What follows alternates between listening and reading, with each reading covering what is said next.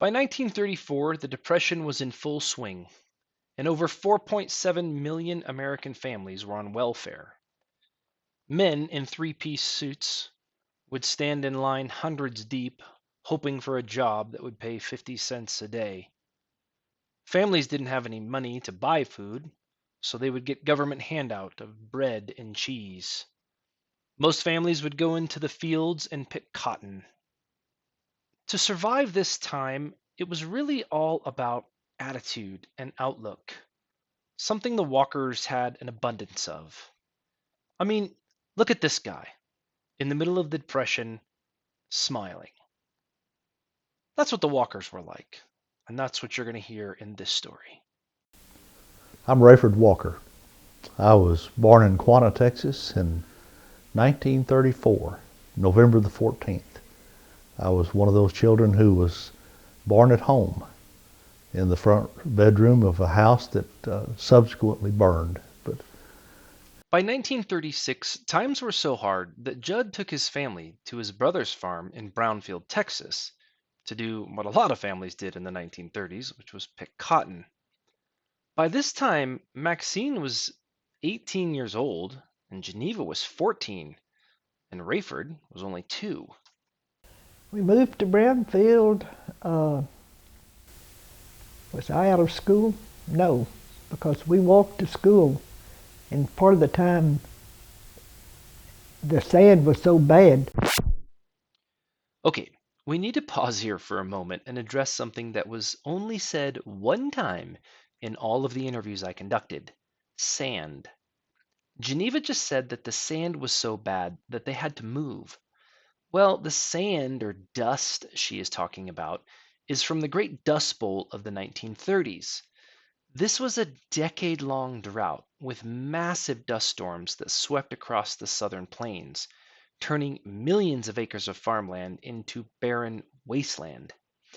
You see, after World War I, farmers rapidly mechanized and they plowed under millions of acres of native, deep-rooted prairie grass to grow wheat, which was fine until the drought hit and the wind took all that unprotected soil into the air. Oklahoma, Texas, Kansas, Colorado, and New Mexico suffered a severe lack of rain, and the worst 2 years were 1934 and 1936. So when Geneva said the sand was bad, this is the kind of sand she was talking about. The worst dust storm of the period sent dust from Oklahoma to Boston. That's 1,500 miles. This dust storm in this picture was in Stratford, Texas, and that was less than 200 miles away from Quanah. So now that we have a little perspective, back to the story.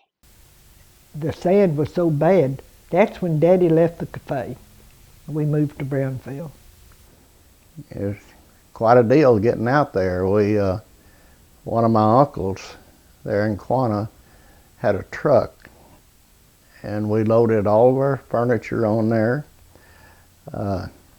Took my mother and dad, and at that time 6 kids, all in that truck, and we went to Brownfield.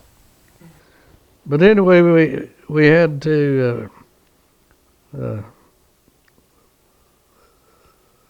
drop out of school, and we moved to Brownfield.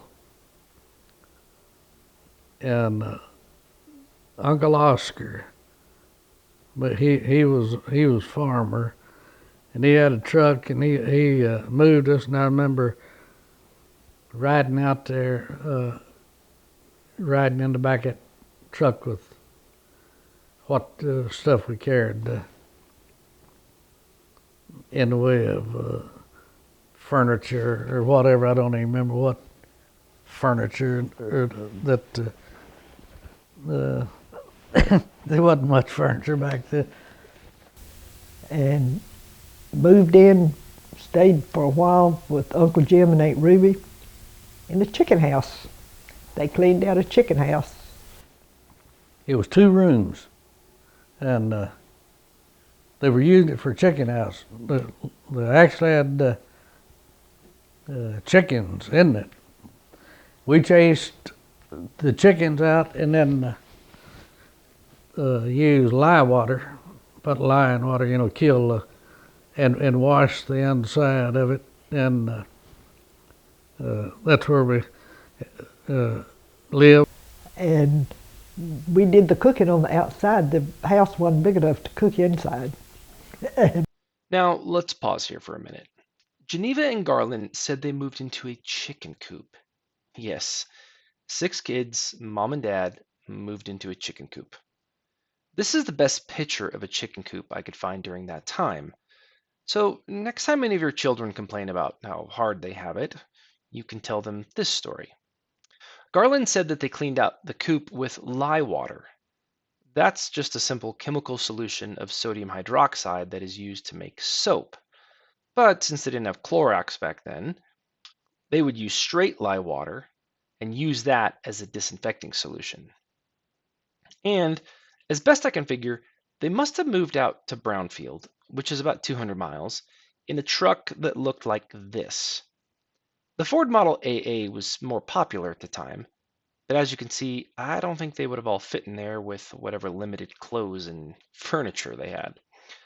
And since Uncle Oscar was a farm owner and had a cotton farm, I assume they moved out in something like this.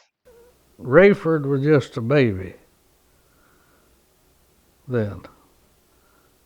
But I guess I was next to him. But everybody worked. Mother had to, she cooked. Maxine, Geneva, George, Carl. So then later we moved into town, but we picked cotton. We did all the things you do on the farm. To give you an idea of what that looked like, imagine Garland being held in this picture on the right by Maxine, just a few years older than that, picking cotton all day long. Of course, this wasn't just the Walker family. This was almost every family. Good thing about that, and I still remember it, is that on Saturdays we'd ride the cotton wagon into town, and we'd have Saturday afternoon off, and Dad would give us a quarter. And with that quarter, we could get us a hamburger, a Coke, go to the show, and get popcorn, all for a quarter. And it's highly unlikely that you'd find a place around here now you could do that. We pulled all that fall. And I remember, I didn't know. I don't ever remember going hungry. I think we always had food. I'm sure. I mean, we didn't have T-bone steaks and all. But I remember one time while we out there that it had come a heavy snow,